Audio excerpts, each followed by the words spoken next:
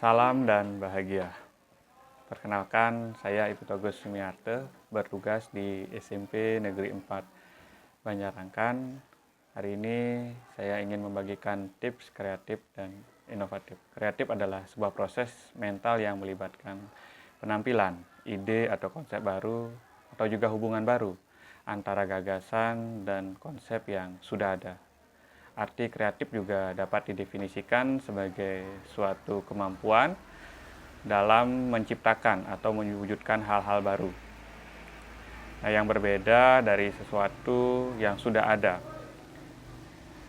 Secara etimologi, kata kreatif berasal dari bahasa Inggris yang itu to create, yang artinya membuat atau menciptakan. Sehingga arti kreatif adalah kemampuan seseorang dalam menciptakan atau membuat suatu ide dan konsep dalam memecahkan suatu permasalahan yang dihadapi. Nah, inovatif adalah proses dari pengembangan pengetahuan, keterampilan, dan juga pengalaman untuk menciptakan atau memperbaiki proses, produk, atau sistem yang baru, yang memberi nilai yang mungkin bisa memberikan arti. Tetapi bagaimana Anda bisa menjadi lebih kreatif? Nah, bagaimana Anda bisa membuat inovasi terus mengalir dan ide-ide baru terus mengalir. Terutama ketika Anda sudah merasa tugas sehari-hari telah membuat Anda terbiasa atau nyaman. Nah, inovasi adalah kebiasaan yang Anda dapat, Anda sudah praktekkan, dan menjadi lebih mudah jika mengarahkan pikiran Anda untuk menemukan cara menghasilkan ide-ide baru. Ada kegiatan dan sikap teratur yang akan membantu tetap kreatif dan inovatif. Nah, berikut ada 4 tips yang akan saya bagikan yang dapat nantinya dilakukan setiap minggu untuk menjaga agar energi kreatif dan inovatif tetap terjaga. Yang pertama ada mintalah masukan dan ide dari semua orang. Setiap orang berpikir dengan pemikiran yang berbeda-beda. Orang dengan latar atau pendidikan kepribadian dan juga minat yang berbeda-beda pastinya membawa kontribusi yang berbeda juga ketika mendiskusikan ide-ide baru. Jadi jangan abaikan sumber daya yang ada baik di kantor, di sekolah, di kelas, ataupun di lingkungan Anda. Yang kedua, ajaklah anggota tim berpartisipasi dalam sebuah proyek dan biarkan mereka memberikan ide-ide yang dimiliki.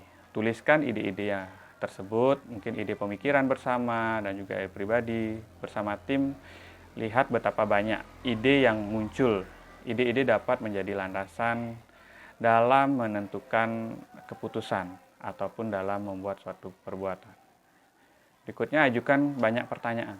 Nah, semakin banyak pertanyaan tentunya semakin besar juga peluang untuk menemukan sesuatu yang baru atau hal-hal yang dapat menghubungkan dua hal yang belum terhubung. Pertanyaan-pertanyaan nantinya akan membawa Anda kepada sebuah pencarian yang mengasah kreativitas dan juga inovasi dalam diri. Semakin Anda berusaha menggali lebih dalam dan lebih dalam lagi, semakin banyak yang akan Anda temukan. Jadi, hindarilah perasaan sungkan atau malu untuk mencari informasi atau untuk tahu jawaban yang diperlukan. Yang ketiga, beri batasan pada diri Anda sendiri. Jangan terburu-buru untuk melakukan terlalu banyak hal sekaligus. Ini tidak selalu baik. Buatlah hal kecil yang sederhana dan dapat diukur. Dengan terus-menerus senantiasa dalam mengerjakan hal-hal kecil yang Anda anggap tidak berdampak, justru sedang membawa diri Anda pada sebuah pengalaman atau perubahan besar. Setiap hal besar lahir dari sesuatu hal yang kecil yang berhasil dituntaskan. Yang keempat, buat diri Anda tidak nyaman. Nah, dalam artian Anda pasti sering mendengar perkataan keluar dari zona nyaman. Namun tahukah Anda bahwa keluar dari zona nyaman merupakan langkah awal munculnya ide-ide cemerlang yang Anda miliki. Inilah sebabnya mengapa kegiatan di luar zona nyaman seperti melakukan improvisasi dan memberi Anda dorongan kreativitas akan memunculkan ide-ide atau kreativitas baru. Nah, demikian yang mungkin dapat saya sampaikan. Apabila ada yang keliru, saya mohon maaf. Terima kasih atas perhatiannya. Salam dan bahagia.